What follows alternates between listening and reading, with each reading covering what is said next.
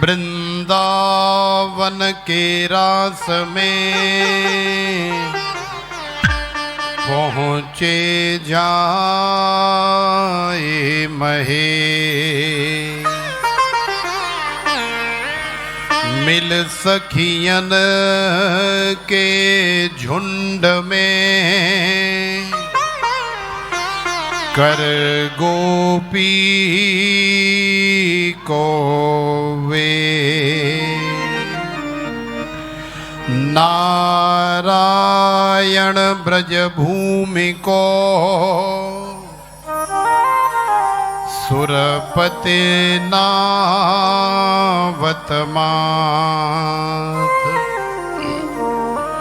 यहाँ आए गोपी भये श्री गोपेश्वर नाथ, श्री गोपेश्वर नाथ। तो देखो आज भोले बाबा और सारी ब्रजांगना सारे ब्रजवासियों का जीवन धन्य हो गया, हमारा भी जीवन परम पावन हो गया। तो प्रेम से बोलो राधे राधे। देखो अच्छे भाव के बिना तो संसार में संसार की साधारण वस्तु की भी हमें प्राप्ति नहीं होती। साधारण वस्तु क्या है? साधारण वस्तु आलू है, टमाटर है, प्याज है, गोभी है, पालक है, मूली है, गाजर है, ये सब क्या है? 10-20 रुपए किलो वाली साधारण वस्तु हैं, लेकिन इनका भी एक भाव होता है, बिना भाव के नहीं मिलती। तुम सोचो कि कल हम टमाटर 20 रुपए किलो लाई थी तो आज ये 25 रुपए किलो क्यों दे रहा है? चोरे पागल हो गया है क्या? कल ही तो ले गई हूं तेरे से 20 रुपए किलो टमाटर और आज तू 25 बोल रहा है। तो देखो टमाटर का भी भाव बदलता रहता है। हरी मिर्च भी कई बार 100 रुपए किलो और अभी कुछ दिन पहले तो सच मानो आप 200 रुपए किलो बिक रही थी। वही हरी मिर्च जो 40 रुपए किलो मिलती है वही 200 रुपए किलो मिल रही।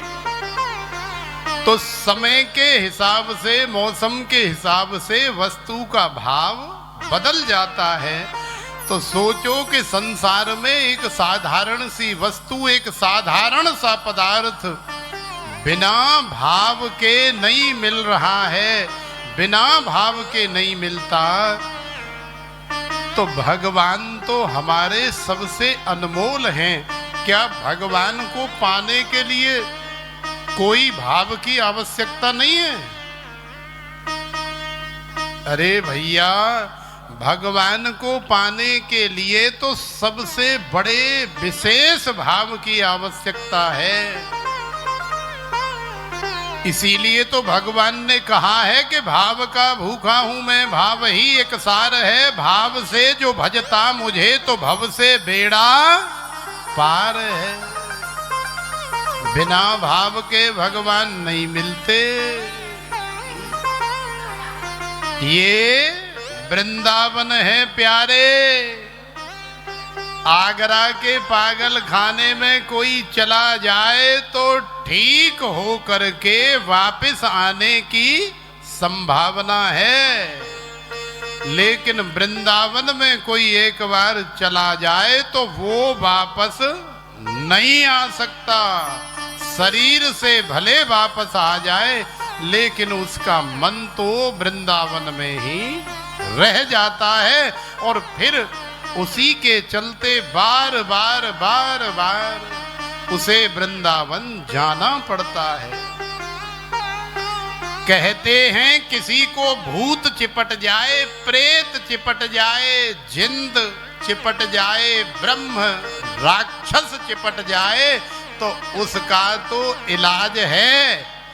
लेकिन यदि किसी को ये नंद का पूत चिपट जाए तो उसका संसार में कोई इलाज नहीं है, उसका संसार में कोई इलाज नहीं है।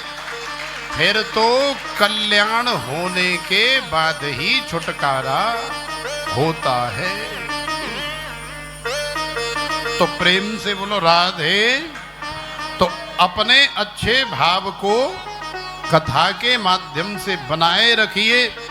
रासलीला के बाद में देखो भगवान को मारने के लिए कंस का भेजा हुआ दूत अरिष्टासुर आ गया और अक्रूर जी के माध्यम से श्री कृष्ण और बलराम को कंस ने बुलाया मथुरा में मारने के लिए। तो देखो कंस ने आज मथुरा नगरी में प्लान बनाया है कि किसी तरह से कन्हैया को और बलराम को लाया जाए और ला करके इस रंग भूमि में सबके सामने उसे मार दिया जाए, ताकि सारी दुनिया फिर से कंस महाराज की जय जयकार करे। तो आज अक्रूर जी गए कन्हैया को लेने के लिए। तो अक्रूर जी बड़ी मुश्किल से नंद बाबा को मना करके, मैया यशोदा को मना करके, और वो भी भगवान की इच्छा से बड़ी मुश्किल से लेकर के आए हैं। कंस ने बड़ी व्यवस्था करके रखी है। तो कन्हैया अपने ग्वाल वालों के साथ में आज मथुरा नगरी में आए और मथुरा नगरी में भगवान ने भ्रमण किया। धोबी के पास गए, सुदामा माली के पास गए, कुब्जा के पास जाके तिलक चंदन लगवाया और फिर भगवान ने कंस का पूजा करने वाला जो धनुष है उस धनुष को ही श्री कृष्ण और बलराम ने तोड़ दिया और तोड़ करके एक एक टुकड़ा लेकर के दोनों भाई बड़े बड़े दुष्टों का संहार कर रहे हैं, मार रहे हैं। और अब भगवान कंस को मारने के लिए रंग भूमि में प्रवेश कर रहे हैं। तो देखो जाकी रही भावना जैसी, प्रभु मूरत देखी तिन तैसी।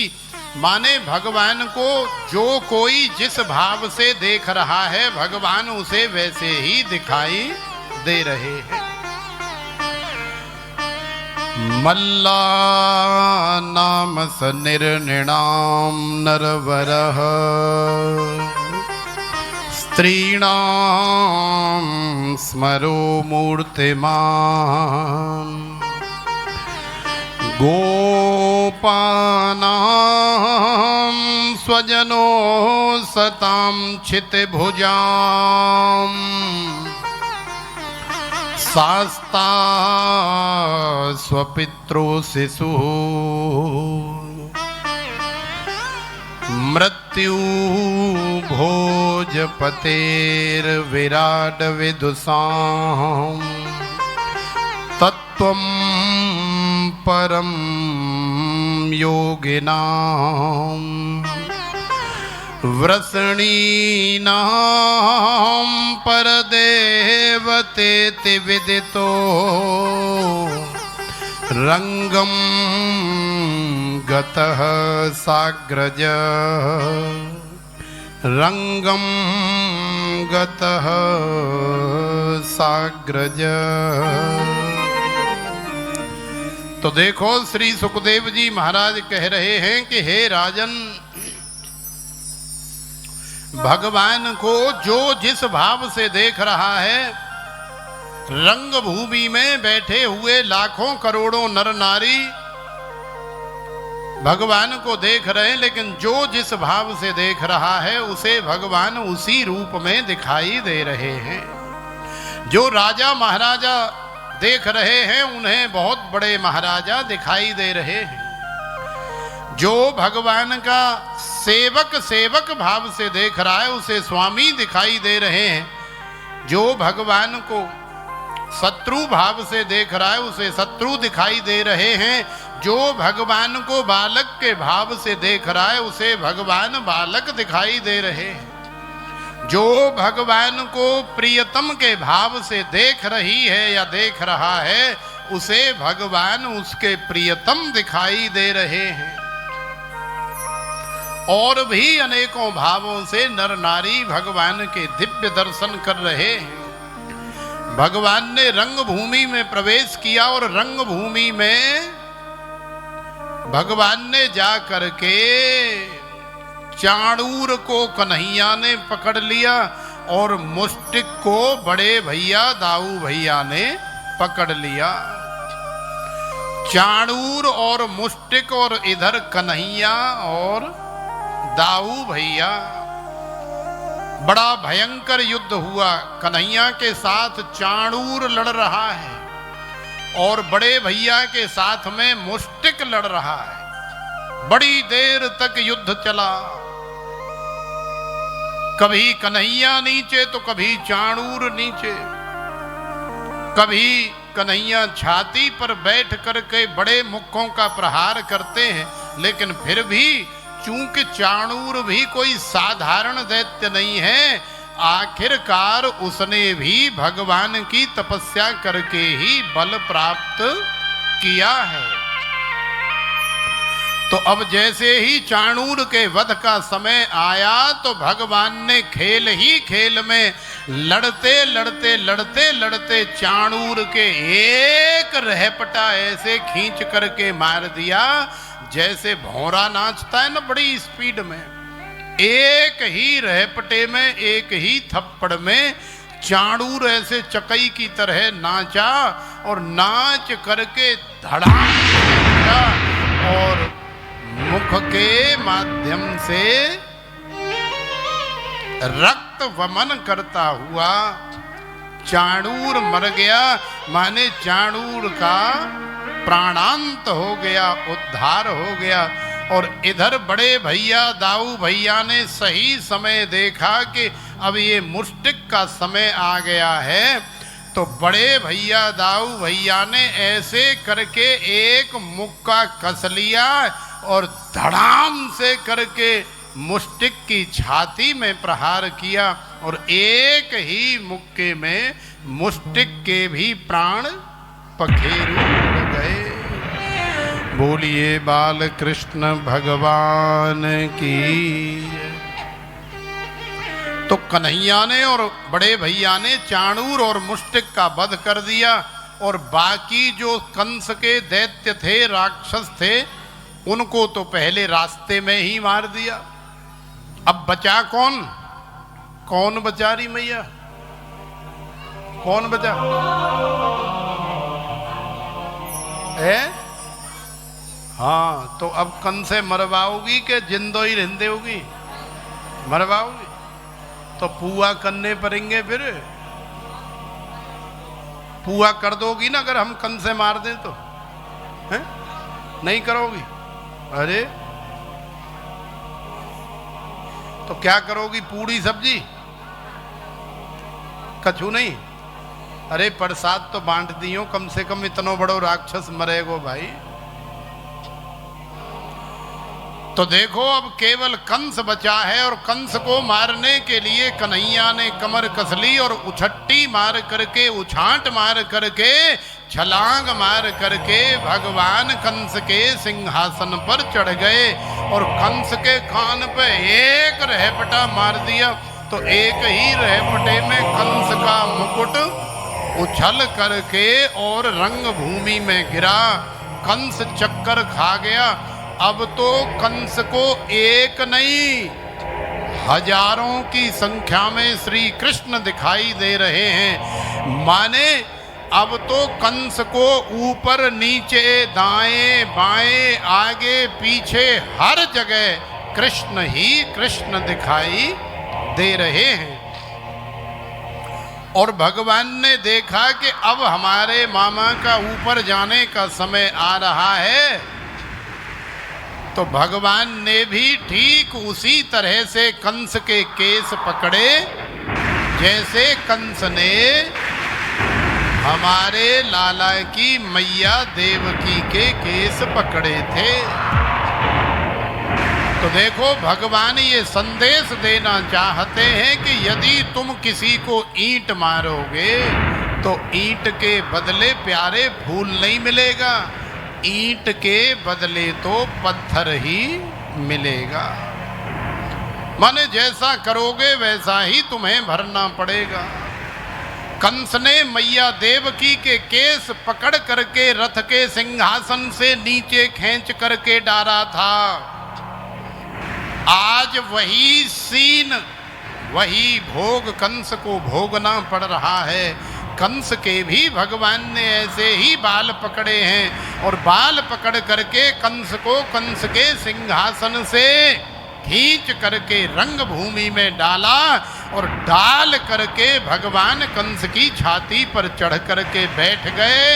और सही समय देख करके कन्हैया ने ऐसे दोनों हाथों से मुक्का बनाया और कंस को कंस के सारे कर्म, सारी करतूतें याद कराई कि याद कर मामा, आज तू दया की भीख मांग रहा है, आज तू कह रहा है अरे लाला छोड़ दे, अरे भैया छोड़ दे, मैं तेरा मामा हूँ, तू मेरा भांजा है, अरे भैया मुझे दया की भीख दे दे।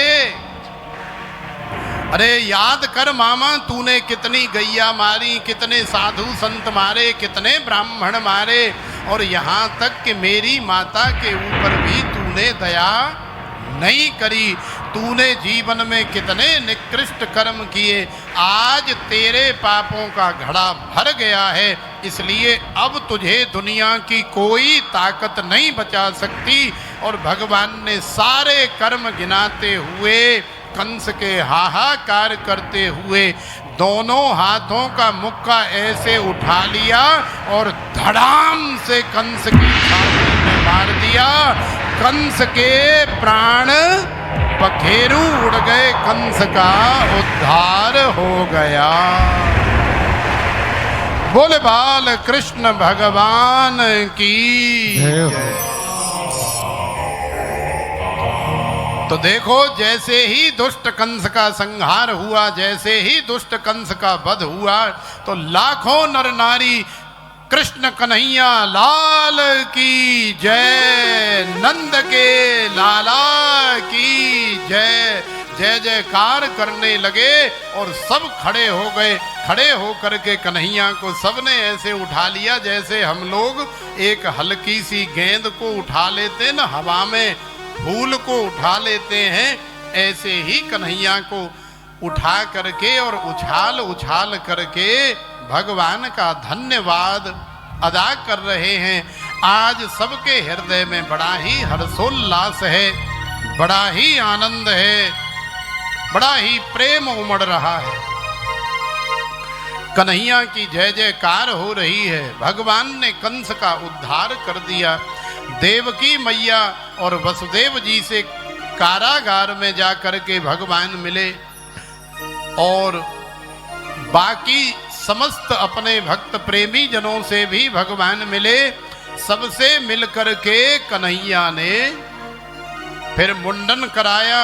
मुंडन करा करके भगवान का जनेऊ संस्कार संपन्न हुआ और फिर गुरु गृह पढ़न गए रघुराई, अल्पकाल विद्या सब आई। भगवान विद्यालय में गए, गुरुकुल में गए। सांदीपनी मुनि के यहाँ उज्जैन में माने अवंतिकापुरी में भगवान पढ़ाई करके आए। तो बहुत ही अल्प काल में कन्हैया ने सारे वेद शास्त्र पुराण सभी गीता रामायण भागवत सब कंठस्थ कर लिए, माने भली भांति ज्ञान अर्जित कर लिया।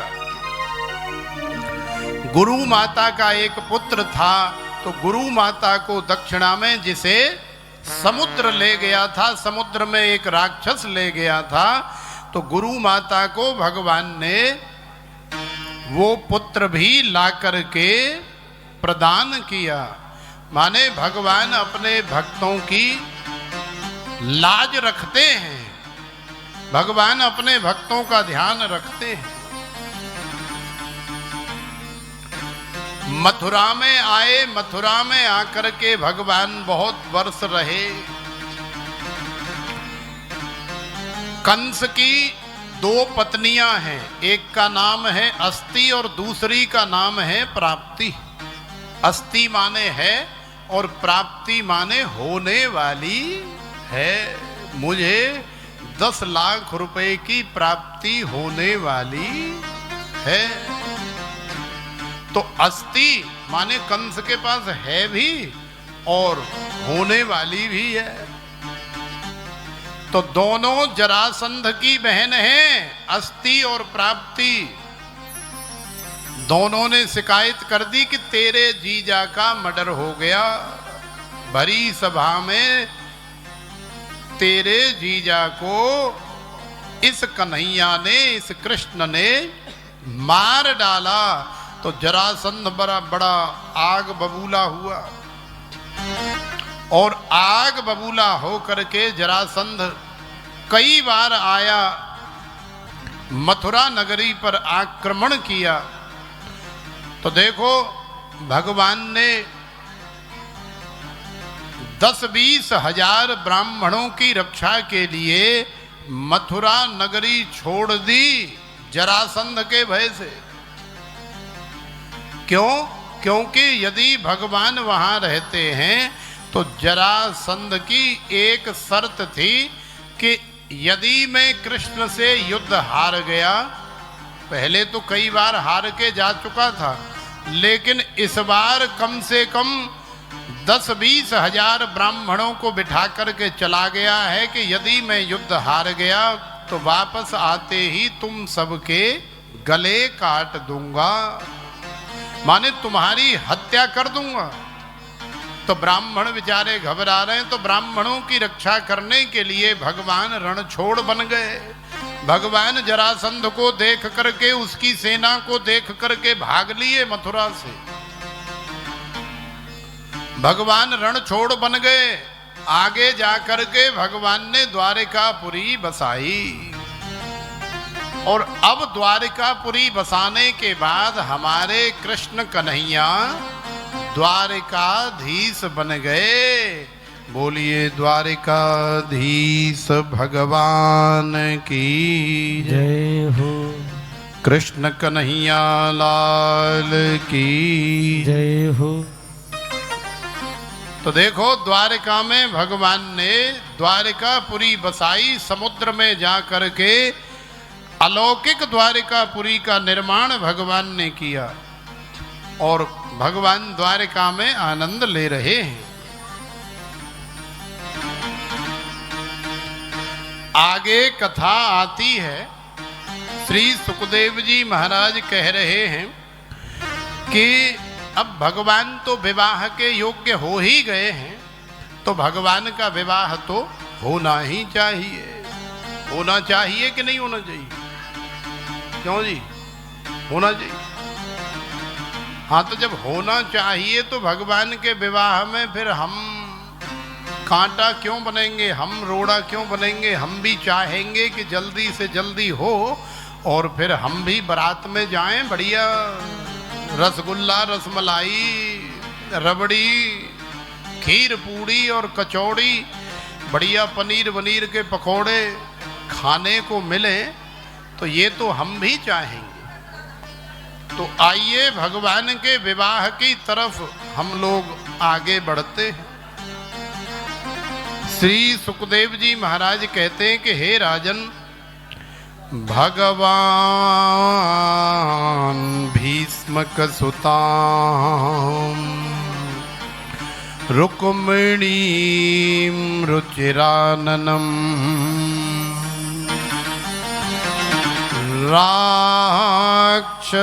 राक्षसेन विधानेन उपयेम इति श्रुतम्। राजासीत् भीष्मको नामः विदर्भाधिपतिर्महान्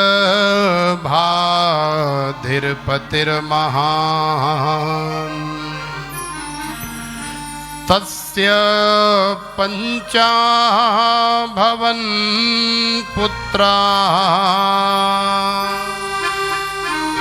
कन्यैका च वरानना कन्यैका च वरानना।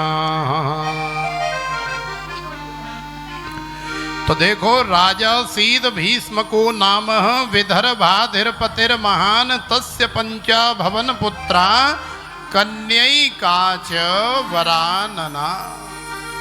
माने विदर्भ देश के एक राजा हैं भीष्मक, जिनकी एक परम लाडली कन्या है, परम प्यारी एक बेटी है, जिसका नाम है रुक्मिणी।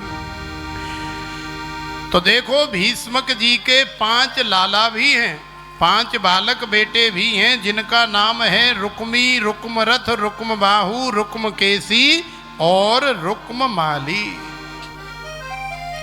अब सोचो कि राजा की कन्या हो, 5 भाई हो,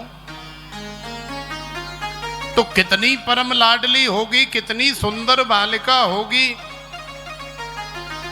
तो रुक्मिणी महारानी का लालन पालन ठीक उसी तरह से हुआ है जैसे हमारी आंख की रक्षा कौन करता है, ये पलक।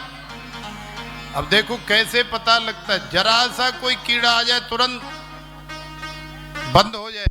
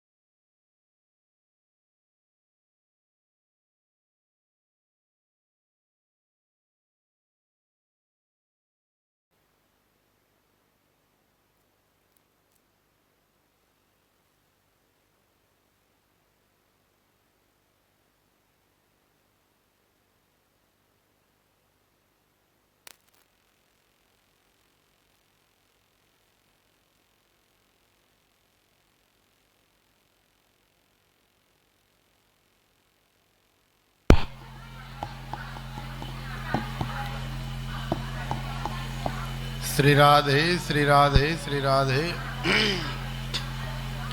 जय जय श्री राधे। तो देखो, विदर्भ देश के राजा हैं भीष्मक, जिनकी परम लाडली परम सुंदरी कन्या है, जिसका नाम है रुक्मिणी। और राजा के 5 बेटे भी हैं, जिनका नाम है रुक्मी, रुक्मरथ, रुक्मबाहु, रुक्मकेशी और रुक्ममाली। अरे हवा भी रुक्मिणी के पास फटक नहीं सकती, रुक्मिणी को कष्ट तो हवा भी नहीं दे सकती। इतने लाड से, इतने प्यार से 5 भाई रुक्मिणी का लालन पालन पोषण कर रहे हैं। परम लाडली है रुक्मिणी, बड़े बड़े महलों में रहती है, बड़े बड़े दरबारों में रहती है, बड़े आनंद के साथ। लेकिन सबसे बड़ी और सबसे मीठी बात यह है कि राजा भीष्मक सत्संगी हैं। राजा भीष्मक बहुत बढ़िया आदमी है, भगवान से प्रेम करने वाले, भगवान की कथा सत्संग सुनने वाले हैं। तो देखो, राजा भीष्मक के यहाँ पर श्री नारद जी महाराज का आगमन होता रहता है, और श्री नारद जी महाराज आते हैं। तो नारद जी तो संत हैं, संत जहाँ भी जाएंगे वहाँ तुम्हें भक्ति की, ज्ञान की, वैराग्य की, माने भगवान की ही बात करेंगे। अरे संसार की बातें तो तुम लोग करते ही हैं, संत जा कर के भक्ति भाव वाली बात करते हैं, माने सत्संग की बात करते हैं। तो श्री नारद जी का जब जब राजा भीष्मक के यहाँ आगमन होता है, तो श्री नारद जी का वंदन, अभिनंदन, स्वागत, सत्कार होता है। तत्पश्चात श्री नारद जी का सत्संग होता है, श्री नारद जी का कीर्तन होता है, भगवान के गुणों का बखान होता है, और फिर नारद जी का भोजन होता है, और फिर श्रीमन नारायण नारायण नारायण करते हुए नारद जी प्रस्थान कर जाते हैं। लेकिन सत्संग का, संत के आने का परिणाम ये हुआ, उसका फल ये हुआ कि सत्संग सुनते सुनते, कथा सुनते सुनते रुक्मणी महारानी को भगवान से इतना प्रेम हो गया, इतना प्रेम हो गया कि अब रुक्मिणी द्वारिकाधीश के बिना, भगवान के बिना एक पल भी रहना जीना नहीं चाहती। अब रुक्मिणी चाहती है कि मेरा विवाह हो तो भगवान से ही हो, क्योंकि मैं अपना संपूर्ण जीवन भगवान के ही समर्पित कर चुकी हूं। अब मैं भगवान के अतिरिक्त और किसी का वर्ण नहीं कर सकती। तो देखो रुक्मिणी भी विवाह के योग्य हो गई है। अब जैसे ही रुक्मी को, माने बड़े भाई को पता लगा कि हमारी बहन जो है द्वारिकाधीश के प्रेम जाल में फंस गई है, जबकि द्वारिकाधीश का तो इसमें कोई दोष है ही नहीं। भाई रुक्मिणी कोई संसार वाला प्रेम थोड़े ही करती है जिसमें कोई कामना हो, कोई वासना हो, कोई इच्छा हो। अरे रुक्मिणी ने तो भगवान को, द्वारिकाधीश को अभी तक देखा भी नहीं है, लेकिन भगवान के गुण सुन सुन करके ऐसा प्रेम हो गया है जैसे हम लोगों को भी हो जाता है। हमने ही कौन सा भगवान को देखा है? देखा है किसी ने? नहीं देखा ना। लेकिन फिर भी भगवान के गुणों का बखान सुनते सुनते सुनते सुनते हमें भी बांके बिहारी से, रमण बिहारी से, रास बिहारी से, द्वारिकाधीश से प्रेम हो जाता है। और उसी प्रेम के चलते जीवन भर हम कथा सुनते हैं, सत्संग सुनते हैं, सेवा करते हैं, भजन करते हैं, बंदगी करते हैं, वृंदावन जाते हैं और न जाने क्या क्या करते हैं। किसकी बदौलत? भगवान के प्रेम की बदौलत। तो आज जब रुक्मी को पता लग गया कि हमारी बहन द्वारिकाधीश से प्रेम करती है, उसी से विवाह करना चाहती है,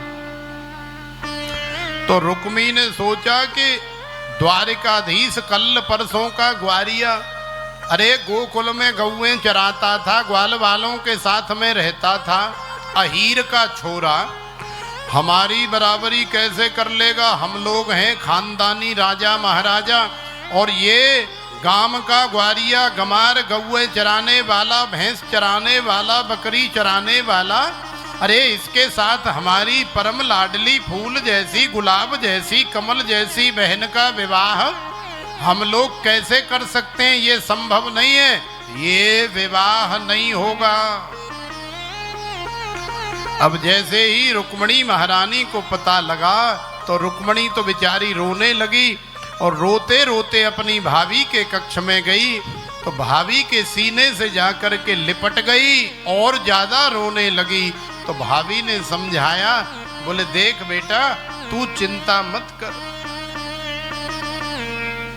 मैं तुझे उपाय बता रही हूं, तू ऐसा कर, तेरे मन के जो भी भाव हैं उन भावों को तू एक कागज ले और कलम ले, और अपने मन के भाव उस कागज पर कलम से लिख, और लिख करके फिर तू उस पत्र को हमारे यहाँ जो पंडित जी आते ना, वो पंडित जी को दे देना, क्योंकि पंडितों की और बाबाओं की जो पहुंच होती है वो भगवान तक होती है। यदि तू पंडित जी को वो पत्र दे देगी तो पंडित जी तेरा पत्र आगे भगवान को दे देंगे, द्वारिकाधीश के पास पहुंचा देंगे। और यदि द्वारिकाधीश भी तेरे से प्रेम करते हैं तो मुझे विश्वास है कि फिर वो तुझे लेने के लिए जरूर आएंगे। और यदि बेटा प्रेम एक तरफा है, माने केवल तू ही प्रेम करती है, द्वारिकाधीश प्रेम नहीं करते, तो फिर तो होगा वही जो राम रच राखा। लेकिन तू अपने भावों को एक बार द्वारिकाधीश तक पहुंचा तो सही। अरे भाई, हम भगवान से कितना प्रेम करते हैं, भगवान के सामने बैठ करके कम से कम इजहार तो करें, आंखों से आंसू गिरें तो सही।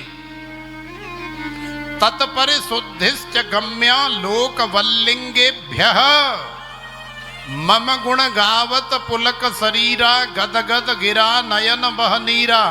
तुम भगवान से कितना प्रेम करती हो या कितना करते हो, ये भगवान के गुणानुवाद जब गाए जाते हैं तो किसकी आंखें नम हो रही हैं, कौन कितना लीन हो गया है, ये हमारे शरीर से ही माने बाहर से ही प्रकट हो जाता है, पता लग जाता है कि कौन भगवान से कितना प्रेम करती या करता है। तो आज रुक्मिणी महारानी ने भगवान को एक पत्र लिखा, उसी को आज की भाषा में लव लेटर कहते हैं, संस्कृत की भाषा में उसे प्रेम पत्र कहते हैं। तो रुक्मिणी महारानी ने द्वारिकाधीश के लिए प्रेम की चिट्ठी लिखी। अब पंडित जी ले गए, पंडित जी पहुंचे द्वारिकाधीश के दरबार में, तो द्वारिकाधीश सिंहासन पर विराजमान हैं, हजारों लाखों नर नारी बैठे हुए हैं, बड़े बड़े राजा, बड़े बड़े सम्राट बैठे हुए हैं। द्वारिकाधीश बड़ी प्रसन्न मुद्रा में है। पंडित जी महाराज पहुंचे, जाकर के प्रणाम किया। द्वारिकाधीश संत और ब्राह्मणों से सबसे पहले मिलते हैं, बुलाया। तो द्वारिकाधीश ने कहा कि कहो पंडित जी महाराज, कैसे आने का कष्ट किया। तो पंडित जी ने कहा महाराज बात कछु प्राइवेट है। सीटी आ रही, सीटी बंद करो। पंडित जी ने कहा कि महाराज बात कछु प्राइवेट है, यहाँ सार्वजनिक रूप से कहने वाली बात नहीं है। तो भगवान तो अंतर्यामी है, भगवान तो जानते ही थे। तो भगवान ने सोचा कि यदि हमसे कोई प्रेम करता है और हम सारी दुनिया के सामने उसके प्रेम को स्वीकार नहीं करें तो फिर ये तो हमारी बहुत बड़ी गलती है कि कोई हमसे प्रेम करता है तो हम कमरे में प्राइवेट रूप से उसके प्रेम का इजहार थोड़े ही करेंगे। हम सबके सामने कहेंगे कि हाँ भाई, यदि तुम हमसे प्रेम करते हो तो हम भी तुमसे उतना ही प्रेम करते हैं या उससे भी अधिक प्रेम करते हैं, उससे भी ज्यादा प्रेम करते हैं। तो भगवान ने पंडित जी से कहा कि लाओ महाराज क्या लेकर के आए हो। तो पंडित जी महाराज ने ऐसे करके चिट्ठी पकड़ा दी। द्वारिकाधीश सिंहासन पर बैठे रुक्मिणी महारानी का वो प्रेम पत्र पढ़ रहे हैं। इतना सुंदर शब्दों से रुक्मिणी महारानी ने लिखा है। अब आप सोच रही होंगी कि रुक्मिणी महारानी ने उसमें भाई क्या लिखा है, आई लव यू तो लिखा होगा। हाँ तो आई लव यू तो लिखेगी, आई लव यू कौन सी बहुत बड़ी बात है। भाई रुक्मिणी महारानी भगवान से प्रेम करती है तो फिर भगवान को आई लव यू कहने में कौन सी शर्म है। यदि हम भगवान से प्रेम करते हैं तो हम भी भगवान से कहें, 100 बार कहें। रुक्मिणी महारानी ने जिन शब्दों में भगवान से बात करी है वो शब्द सुनने वाले हैं। तत्पश्चात हम लोग बहुत जल्दी विवाह में प्रवेश करेंगे।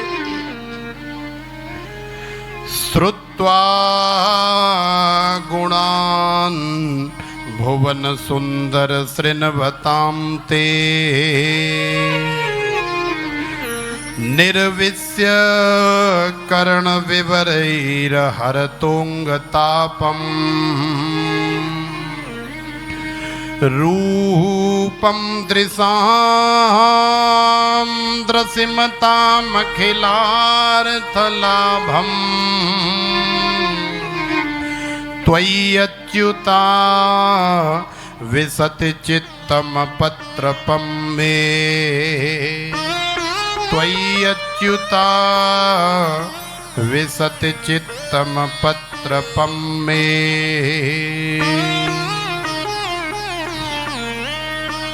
तो देखो रुक्मिणी महारानी कह रही हैं कि हे श्याम सुंदर, हे द्वारिकाधीश, हे बांके बिहारी, हे रमण बिहारी, श्रुत्वा गुणान भुवन सुंदर श्रृण्वतां ते।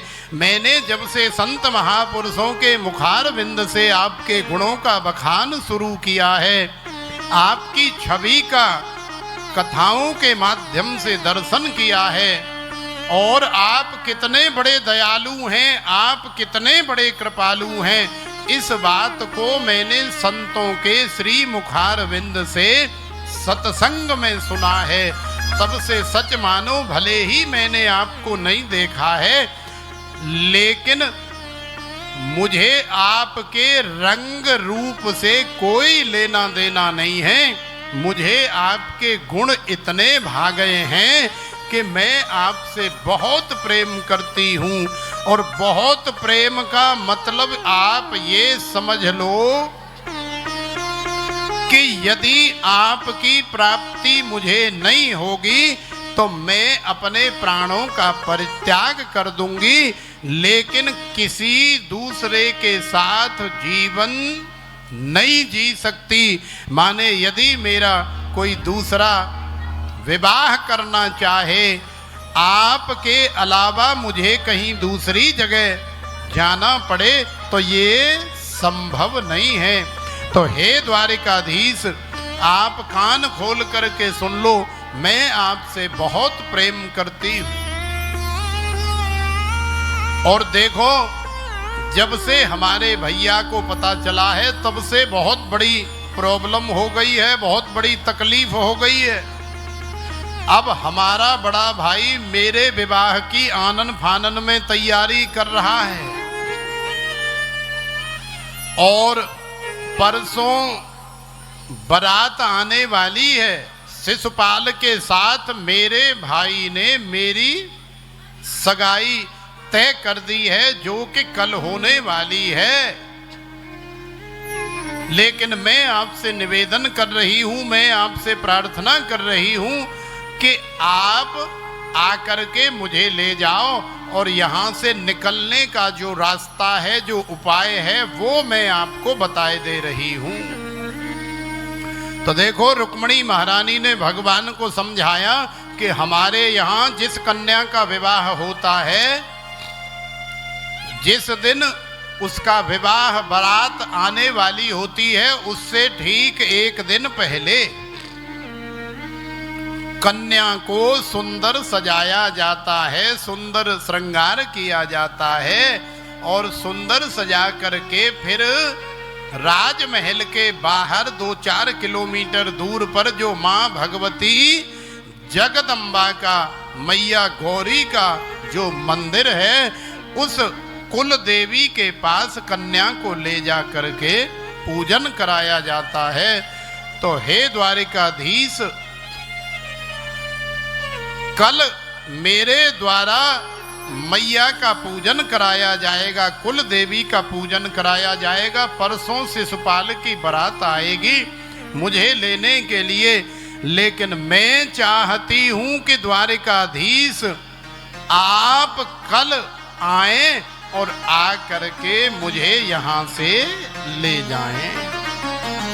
तो देखो रुक्मणी ने अपने हृदय के भाव द्वारिकाधीश के सामने प्रस्तुत कर दिए। द्वारिकाधीश बड़े प्रसन्न हुए और भरी सभा में सहर्ष द्वारिकाधीश ने रुक्मणी का भाव स्वीकार किया।